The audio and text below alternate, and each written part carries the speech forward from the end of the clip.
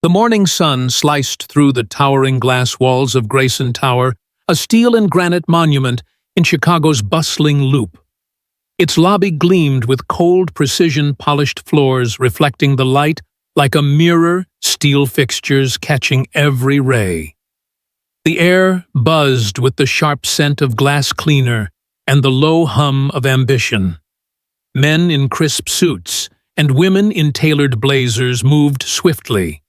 Their voices clipped urgent, carrying the weight of deals and deadlines. Tablets glowed, phones vibrated, and briefcases swung with purpose. Amid this orchestrated chaos, Maria Delgado, 38, pushed a cleaning cart, its wheels squeaking faintly against the granite. Her Navy janitor's uniform hung loose on her slight frame, the cuffs frayed from years of scrubbing. Her hands, rough from endless hours of work, gripped a rag as she wiped down a glass panel. Her movements steady, mechanical. She was invisible here, a shadow among the powerful. Beside her, silent and small, walked her daughter Lily, 11 years old. Lily's dark curls were pulled into a tight ponytail, her faded denim dress clean, but worn its hem slightly uneven from Maria's late-night mending. A heavy backpack stuffed with second-hand math books hung from her shoulder. Her sneakers, scuffed at the toes, tapped softly as she kept pace with her mother. No one noticed her. Not the executive barking into his phone, nor the assistant rushing past with a tray of coffee. Lily was as much a part of the background as the potted ferns or the polished brass railings. She carried a tattered notebook, its pages dense with equations she'd scribbled in the dim light of their apartment. Numbers were her language, a gift inherited from her late grandfather, a math teacher who'd filled her early years with stories of logic and patterns before he passed when she was 6. Maria's life was a treadmill of survival. Rent notices stacked up on their kitchen counter next to threats from the electric company. She worked overtime at Grayson Tower, the heart of Chicago's financial world, to keep a roof over Lily's head. School was a luxury. Maria couldn't always afford daycare, even less so. When her shifts stretched long, Lily came with her, sitting quietly in corners, solving problems, while her mother scrubbed floors. Maria hated bringing her daughter here, exposing her to a world that didn't see them, but debt left no choice. The bills pressed down like a physical weight, each one a reminder of how close they were to losing everything. Lily knew. She'd seen her mother's face when the envelopes arrived, heard the sighs in the dark. Yet she never complained. Instead, she buried herself in her grandfather's old textbooks, finding solace in the certainty of numbers. In the lobby, Lily settled on a low bench near a glass wall, her legs dangling above the floor. She opened her notebook, its edges curling from use, and began working through a calculus problem she'd found in a library book. Her pencil moved with precision, tracing derivatives, her lips whispering numbers as if they were a prayer. Maria glanced back, her eyes softening for a moment before returning to her work. She polished a brass railing, its surface already gleaming, but she didn't slow. Every hour counted, every minute, a step toward paying off the latest bill. The lobby pulsed around them, executives striding past, their voices sharp with terms like mergers and projections. A man in a pinstripe suit stepped around Lily's bench, without a glance, his briefcase brushing her knee. She didn't flinch, just tucked her legs closer and kept writing. An assistant in heels muttered about a deadline, her perfume lingering as she passed. Maria was used to it, the way people moved around them as if they were furniture. Lily noticed too, but her focus stayed on her equations, her small world of logic untouched by the chaos. The rhythm of the morning was practiced, predictable. Maria pushed her cart to the next glass panel, her rag circling in steady arcs. Lily's pencil scratched softly, her mind lost in a quadratic equation. A security guard nodded faintly at Maria, one of the few who acknowledged her existence, but even his glance was brief. The lobby was a river of power, and they were pebbles on its banks unnoticed, unmoved. Then the air shifted. Outside the towering glass doors, a black SUV slowed to a stop, its tinted windows catching the sunlight. The lobby's hum faltered as heads turned, sensing the change. Alexander Grayson, the billionaire owner of Grayson Enterprises, stepped out, his presence like a storm rolling in. At 45, he was tall, his charcoal suit tailored to perfection, his dark hair flecked with silver. His eyes, sharp and unyielding, swept the room, missing nothing except the janitor and her child. Two assistants trailed him, one clutching a tablet, the other whispering updates. "Sir, the Tokyo deals hit a snag the first," said his voice tight. "A miscalculation in the projections." Grayson's jaw clenched, his stride unbroken. "Who's responsible?" he demanded, his tone low but cutting. The lobby seemed to shrink, its energy bending to his will. Maria slowed her polishing, her head lowered, her hands pressing harder against the glass. Lily's pencil paused, her eyes flicking up briefly before returning to her notebook. She felt the shift. Beatsy system. The billionaire's presence was a force, his authority palpable, even in silence. Assistants scrambled to keep up their tablets, flashing red with urgent data. "It's the Q3 projection, sir," one said, his voice trembling. "A decimal error. It's inflated the numbers." Grayson's eyes darkened. "Holt's team was supposed to catch this," he snapped. Richard Holt, the chief financial officer, entered.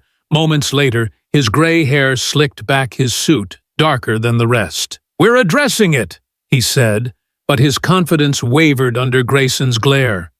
The billionaire's voice cut through the air. "Addressing it isn't enough. Fix it. Now." Lily, still on her bench, overheard fragments of their conversation. Words like discrepancy and millions drifted to her ears. She glanced at the tablet. One assistant held its screen, briefly visible as he turned. A column of numbers flickered, and something clicked in her mind. The figures were wrong, off by a factor of 10. Her lips moved silently, recalculating. A decimal point misplaced, inflating the revenue projections. Her heart raced. She knew she shouldn't speak, shouldn't draw attention. Maria, wiping a nearby railing, caught her daughter's expression. "Lily?" "No," she whispered, her voice sharp with fear. But the numbers were too clear, the error too glaring. Lily slid off the bench, her sneakers soft against the granite, and approached the group, her backpack bouncing lightly. "Excuse me?" she said, her voice small but steady. Heads turned, eyes narrowing. Grayson's gaze landed on her, sharp and unreadable. Holt scoffed, his lip curling. "What's this? The janitor's kid, Lily?" Swallowed, her pulse hammering, but pointed at the tablet. "The numbers are wrong. The Q3 projection, it's off by a decimal point." The lobby froze. Assistants blinked, caught between amusement and confusion. Holt's scowl deepened. "She's playing with things she doesn't understand," he muttered. Grayson raised a hand, silencing him. His eyes locked on Lily. "Show me," he said, his tone flat but commanding. Lily stepped closer, her finger trembling slightly as she pointed to the screen. "Here, the decimal's 2 places left. It makes the revenue look 10 times higher." The assistant zoomed in, his face paling as he tapped to verify. "She's right," he stammered, stunned. Murmurs rippled through the small crowd. Holt's jaw tightened, but he stayed silent. Maria stood frozen, her rag clutched tight, torn between pride and dread. Grayson's gaze didn't waver. "How did you know?" he asked. Lily's voice held steady, though her hands shook. "I saw the pattern. It didn't fit." Silence hung heavy for a moment, the weight of her words sinking in. Then Grayson turned to his team. "Bring her upstairs." The elevator hummed as it climbed to the 60th floor, its mirrored walls reflecting three figures, Grayson tall and commanding, Maria gripping her cleaning cloth like a lifeline, and Lily, small but unshaken, her backpack slung over one shoulder. Maria's shoulders tensed. She didn't belong here in this world of glass and power. Her worn shoes felt out of place on the plush carpet of the executive floor. The air smelled of leather and polished wood, a far cry from the sharp disinfectant of the lobby. Assistants stared as they passed, their whispers trailing like ghosts. Lily walked with quiet purpose, her eyes taking in the sleek desks and glowing screens. Grayson led them to a conference room, its long table empty, its walls lined with screens displaying charts and contracts. "Explain it again," Grayson said, handing Lily a printed copy of the projections. She took the paper, her small hands steady, despite the weight of every eye in the room. She traced the numbers, her lips whispering calculations. "The error compounds here," she said, pointing to a column. "It inflates the revenue tenfold. If you send this to Tokyo, they'll think you're dishonest." Grayson leaned back, his expression unreadable. Holt, standing nearby, crossed his arms. "She's guessing," he muttered, but an assistant already pulling up the data confirmed her words. "It's accurate," he said, voice low with disbelief. The room shifted, skepticism cracking under the weight of truth. Grayson turned to his team. "Get Tokyo on the line." The video call connected, revealing stern-faced Japanese executives. Grayson explained the error, crediting Lily, without fanfare. A young consultant caught it, he said. The lead partner, Mr. Sato, raised an eyebrow, but nodded. "Honesty strengthens trust," he said through a translator. "We'll revise the contract." The call ended with a promise to move forward. Holt's jaw tightened. His pride stung, but he couldn't argue with results. Maria's heart sank. She wanted to pull Lily back to the safety of their invisible life, but her daughter's calm nod held her still. Grayson looked at Lily, his voice low. "You're not done here. Stay." The day had just begun, and the girl who'd been unseen was now impossible to ignore. The 60th floor of Grayson Tower was a realm of quiet power, far removed from the frenetic pulse of the lobby below. The air carried the rich scent of polished leather and cedar, mingling with the faint hum of wealth. Soft golden light spilled from recessed fixtures, illuminating sleek glass walls and dark wood paneling that spoke of authority. The conference room's long table gleamed like a mirror, its surface reflecting the faces of senior executives in tailored suits, their postures rigid, with a mix of curiosity and unease. Alexander Grayson stood at the head, his charcoal suit sharp, his dark eyes sweeping the room with an intensity that silenced whispers. Richard Holt, the chief financial officer, leaned against a floor-to-ceiling window. His gray hair slicked back, his scowl fixed on the small figure seated at the table. Lily, 11 years old, looked starkly out of place in her faded denim dress, her dark curls pulled into a tight ponytail. Her worn backpack rested at her feet, and her tattered notebook lay open before her, its pages dense with equations scribbled in precise, childish handwriting. Maria stood near the wall, her janitor's uniform a stark reminder of their invisible life, her hands twisting the frayed edge of her sleeve. Every eye in the room seemed to press on her daughter, and though Maria's heart pounded with fear, Lily sat still, her expression calm, her small hands folded over her notebook. The walls were lined with screens glowing with streams of financial data charts, projections, and contract clauses scrolling relentlessly. The Tokyo deal, A multi-million-dollar contract with a Japanese tech firm hung in the balance. Lily's discovery of a decimal error the previous day had saved it from collapse, but the tension in the room hadn't eased. The executives, men and women, seasoned by years of high-stakes decisions, whispered among themselves, their skepticism barely veiled. A child had outdone them, and the sting of that truth lingered like a bruise.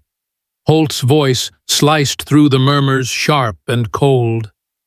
"One lucky catch doesn't make her a genius," he said, crossing his arms tightly. "This is a business, not a school project." Grayson's gaze flicked to him, unreadable but firm.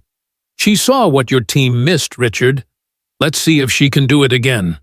Grayson slid a thick document across the table, its pages dense with financial projections, cost breakdowns, and risk analyses. "This is the Tokyo contract's cost model," he said, his tone even but commanding. "Our analysts flagged a potential loss, but they can't pinpoint the cause. Find it." The room stilled, the air growing heavier. Executives exchanged glances, some stifling smirks, others leaning forward with reluctant curiosity. Holt's lip curled in disdain. "This is absurd.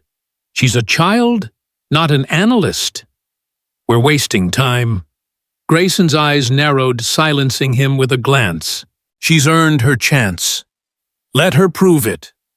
Lily took the document, her small hands steady, despite the weight of every stare. Her eyes moved over the numbers, her lips whispering calculations as she traced columns with her finger.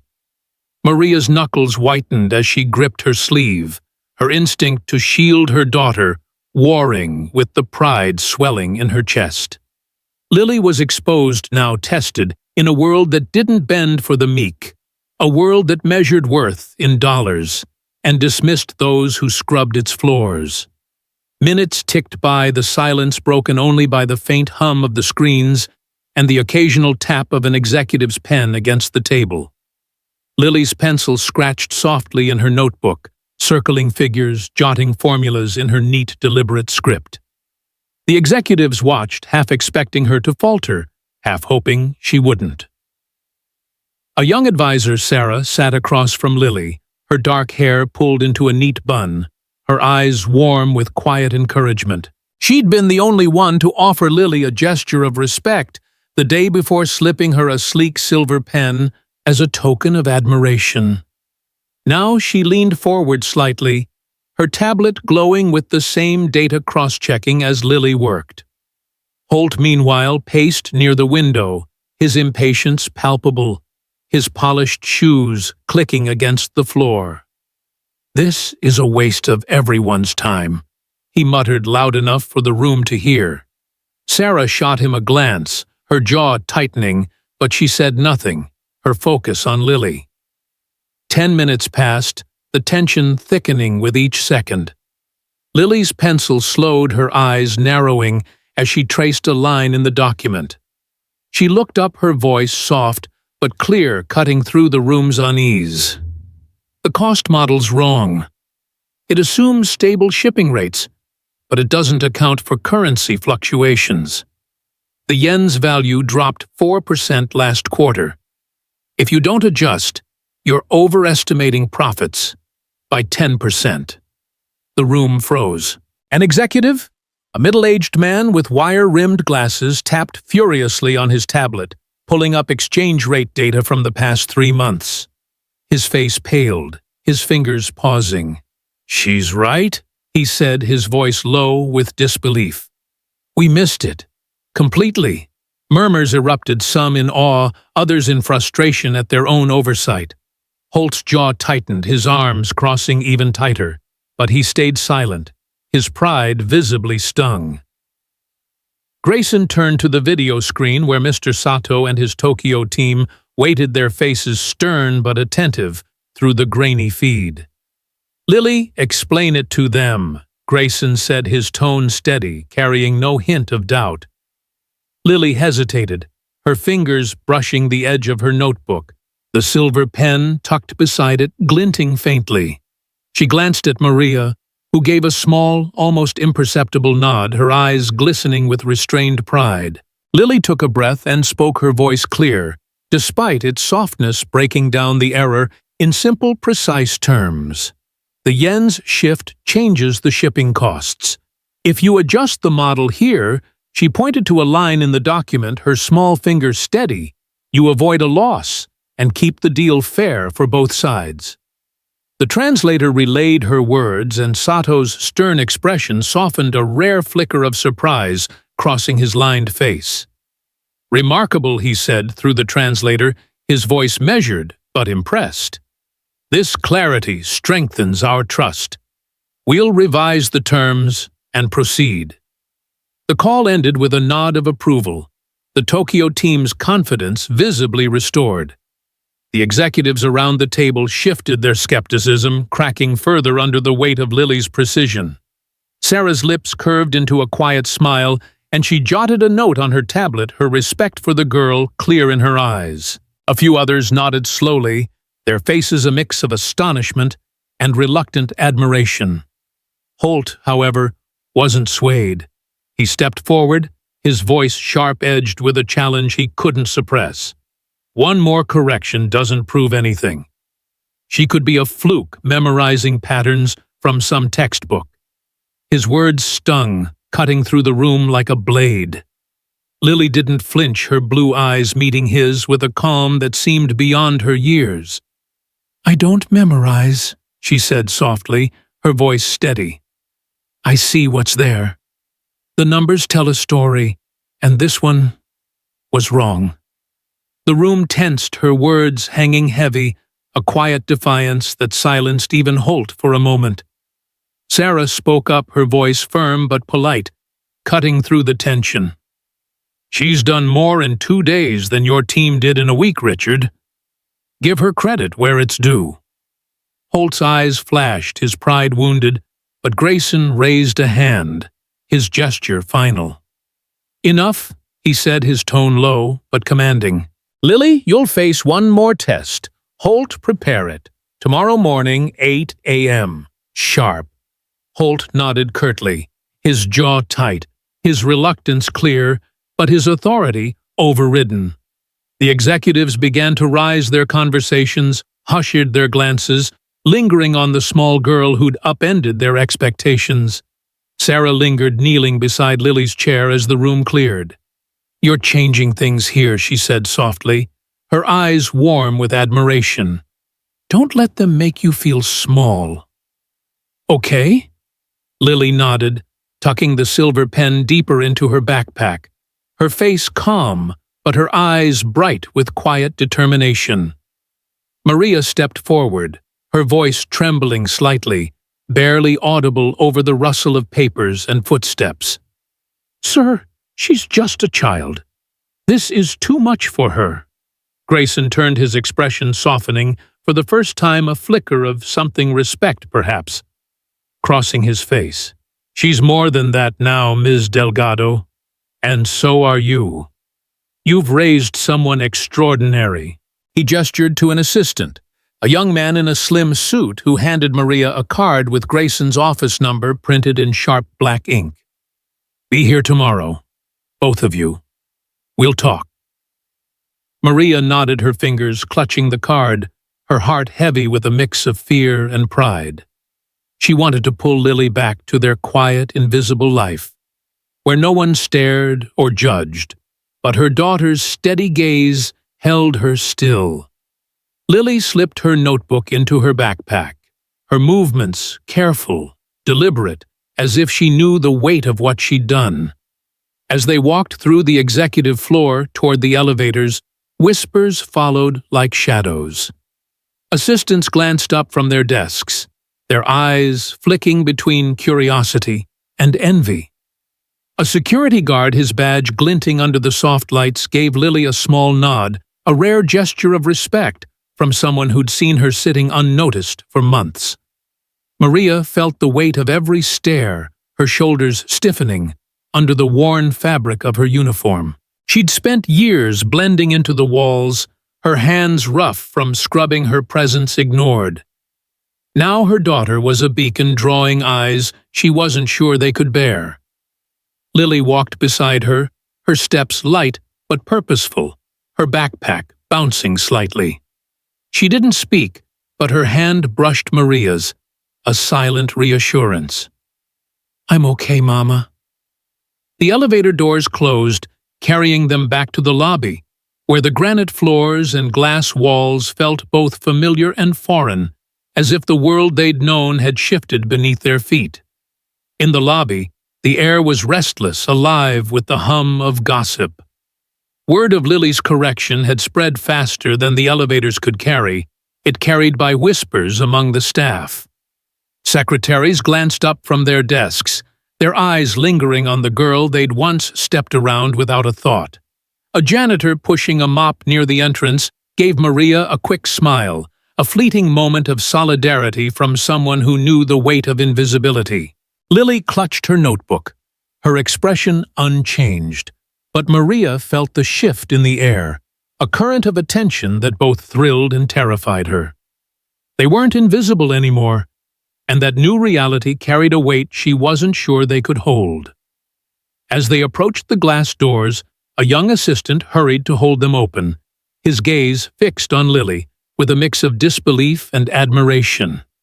"You're something else, kid," he said quietly, his voice tinged with awe. Lily nodded, her voice soft but steady. "Thank you." Maria's hand tightened on her daughter's shoulder, her thumb brushing the strap of the backpack.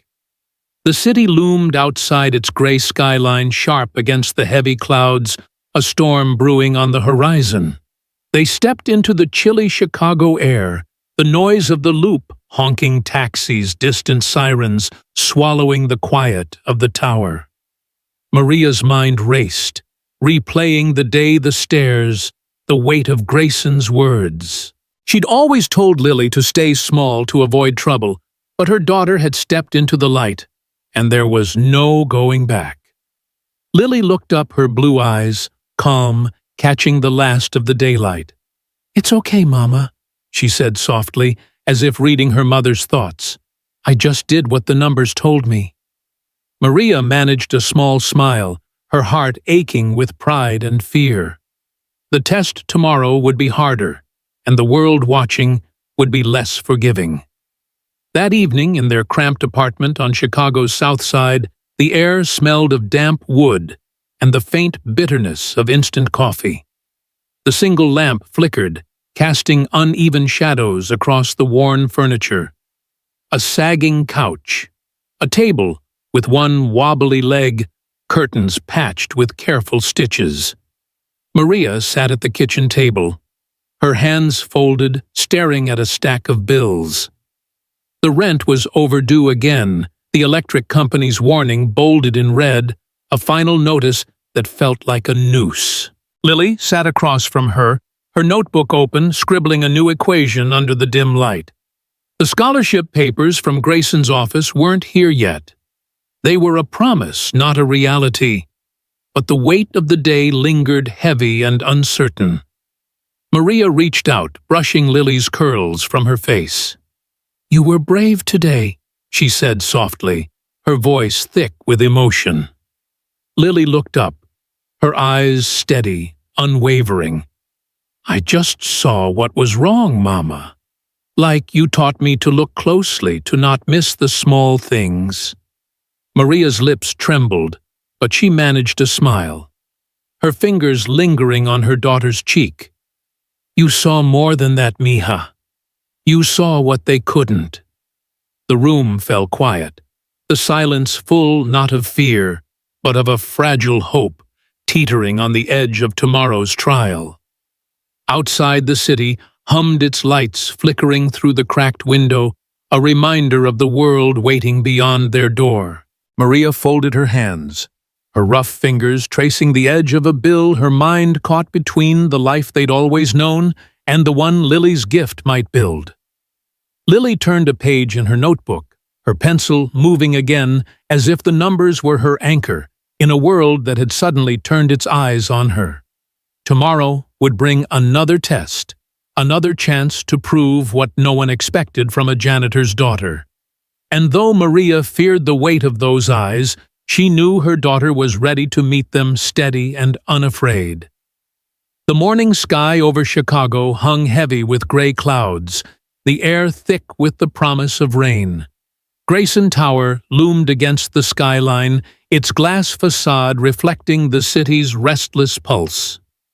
Inside the executive floor, on the 60th story, buzzed with a quiet intensity, the scent of polished leather and cedar mingling with the faint hum of power. The main boardroom's long table gleamed under soft lights, surrounded by high-backed leather chairs filled with senior executives. Their tailored suits crisped their faces, a mix of anticipation and doubt. Alexander Grayson stood at the head, his charcoal suit sharp, his dark eyes scanning the room with an authority that silenced whispers. Richard Holt, the chief financial officer, sat to his right, his gray hair slicked back, his expression tight with barely concealed resentment. Across the table, a large screen displayed the faces of the Tokyo partners, their stern gazes flickering through the video feed. At the center of it all sat Lily, 11 years old, in a clean but simple green dress, her dark curls tied back in a neat ponytail. Her worn backpack rested at her feet, her tattered notebook open before her, the silver pen from Sarah tucked beside it. Maria stood near the door, her janitor's uniform replaced by a plain gray skirt and blouse, her hands clasped tightly, her eyes never leaving her daughter. The room was a crucible, and Lily was about to face her final test. The screens glowed with a dense data set, shipping logs, financial projections, and contract clauses scrolling in a relentless stream. The Tokyo deal, now on the verge of being salvaged, hinged on this moment. Holt stood, his voice clipped, carrying the weight of a challenge he couldn't resist. "This is your final chance, child," he said, sliding a tablet toward Lily. "A shipment's delayed, costing us millions in penalties. Find the flaw, fix it, and propose a solution. You have 20 minutes. The stakes were higher than ever. A single misstep could unravel the contract and cost Grayson Enterprises not just money, but its reputation. The executives leaned forward, their skepticism softened by Lily's earlier successes, but not entirely gone. Sarah, the young advisor who'd championed her, gave a small nod, her eyes warm with encouragement. Maria's heart pounded, her hands twisting the strap of her small handbag. She'd spent years shielding Lily from scrutiny, teaching her to stay small in a world that ignored them. But now, her daughter stood alone, tested by men who measured worth in wealth and power. Lily's blue eyes scanned the tablet, her lips moving silently as she traced patterns in the data. The room was quiet, the only sounds the faint hum of the screen and the occasional tap of a pen. Holt's stare was unrelenting, his fingers drumming impatiently on the table. Sarah's tablet glowed with the same data, her fingers poised to cross-check. The Tokyo partners watched through the video feed, their expressions unreadable but attentive. Lily's pencil scratched softly in her notebook, circling inconsistencies, her small hands steady despite the weight of every eye. Maria stood frozen, her breath shallow, her pride warring with fear. She wanted to step forward, to pull Lily back to their quiet life. But her daughter's focus held her still. 10 minutes passed, the tension thickening with each second. Then Lily spoke, her voice soft but clear, cutting through the room like a blade. "The delay's not real. The shipping log shows the cargo left port, but the destination code is wrong. Someone changed it to trigger penalties." The executives froze. An advisor, a woman with sharp glasses and a tight bun, tapped rapidly on her laptop, pulling up the shipping records. Her face paled. "She's right," she said, her voice low with disbelief. "The shipment's still at port. The penalty is false. Murmurs erupted, a mix of shock and reluctant admiration. Holt's jaw tightened, his pride fighting the undeniable truth. Lily didn't stop. "There's more," she said, her pencil circling another line. "The contract's cost projections don't account for new port fees. If you shift the delivery by 3 days, you avoid them and save $2 million. She scribbled a revised timeline in her notebook, sliding it toward Grayson. He read it, his brows rising slightly, then passed it to the woman with the laptop. She checked her fingers, flying. "It's perfect," she said, stunned. The Tokyo partners, listening through their translator, nodded, their stern faces softening. Mr. Sato spoke, his voice calm but firm. "Her clarity is a gift. We will sign." The room exhaled the weight of the crisis, lifting like a fog. Grayson leaned back, his dark eyes fixed on Lily. "You've saved us more than money," he said, his tone carrying a quiet authority. "You've shown us what we overlooked." He turned to the executives, his voice steady. "This child has earned her place." Then, looking at Maria, he added, "And so has her mother." He gestured to an assistant who placed a folder before Lily. Inside was a scholarship certificate to Chicago's top STEM academy, fully funded, no conditions. "For you," Lily, Grayson said, "to grow your gift." He turned to Maria, his expression softening. "Ms. Delgado, you'll no longer clean these halls. You'll manage the operations staff with a team under you." Maria's breath caught her hand flying to her mouth. She shook her head, hesitant.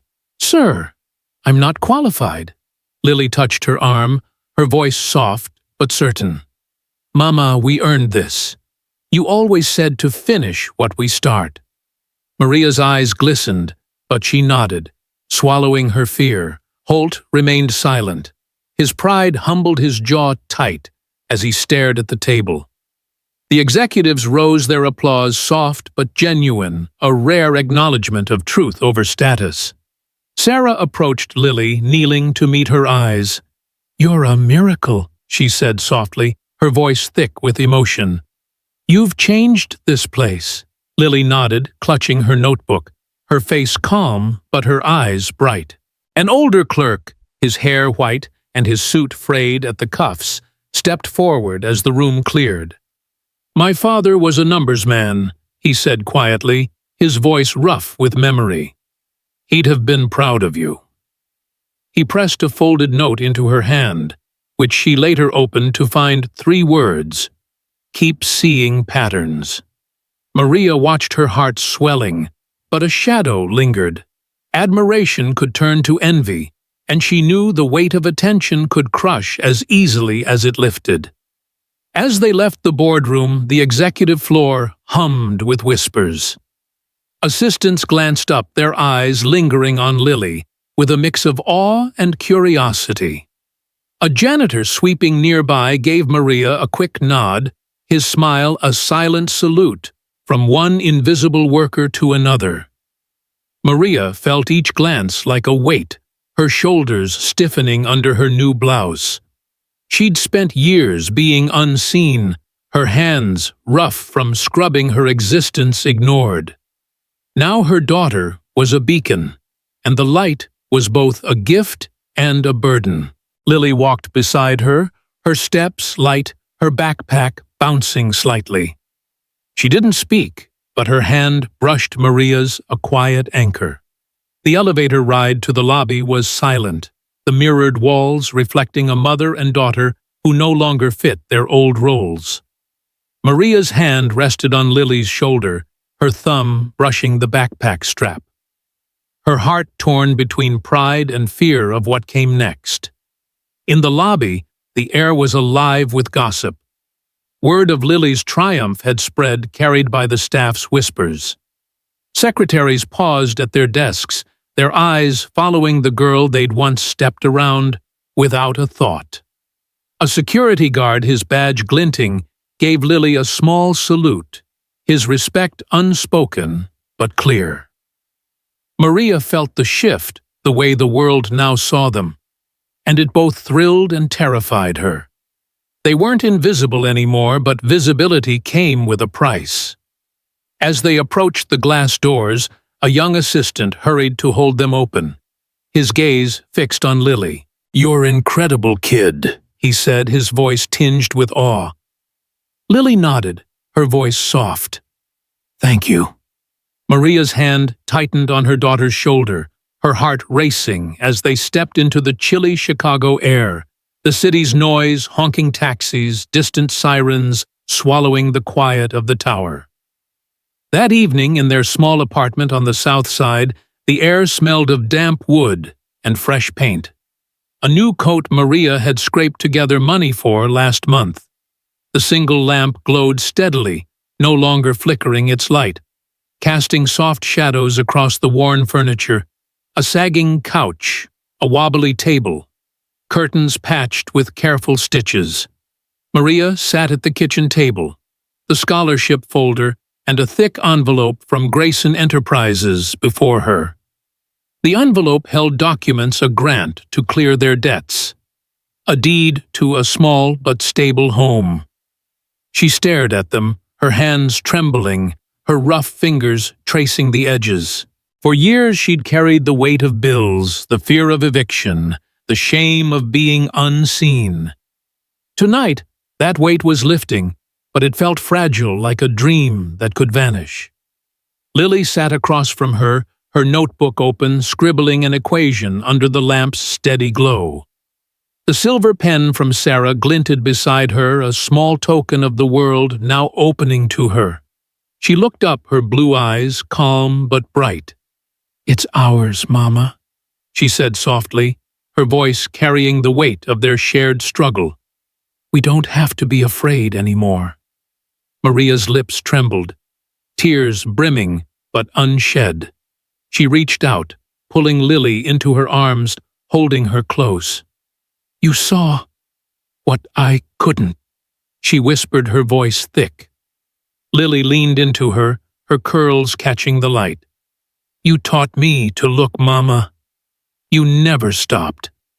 The silence that followed was full not of fear, but of gratitude, of a bond forged in hardship and now sealed in hope. The lesson wasn't just for them. It was for anyone who'd ever been overlooked, dismissed as too small to matter. Lily's gift, born from quiet nights with old books, and a mother's unyielding love, proved that greatness could rise from the humblest places. Her clarity had cut through the noise of wealth and power, reminding everyone that truth doesn't care about status. It only needs a chance to be seen. She'd shown that persistence, humility, and the courage to see what others miss could shift the world no matter how invisible you start. The executive so quick to judge had learned from a child that experience can blind as much as it guides, and that the smallest voice can carry the loudest truth. As the city lights flickered outside their cracked window, Lily turned a page in her notebook, writing one last equation, a promise to herself to keep learning, to keep seeing, to help others find their light. Maria watched, her heart full, her hands no longer rough with worry. They were no longer just a janitor and her daughter. They were seen, respected, and free. The world beyond their door might still be harsh, but tonight, in their small, fragile home, they stood taller, their dignity hard-won and unshakable. Thank you for joining this story. If it moved you, share your thoughts below. Where are you watching from? Stay tuned for more stories of unsung heroes.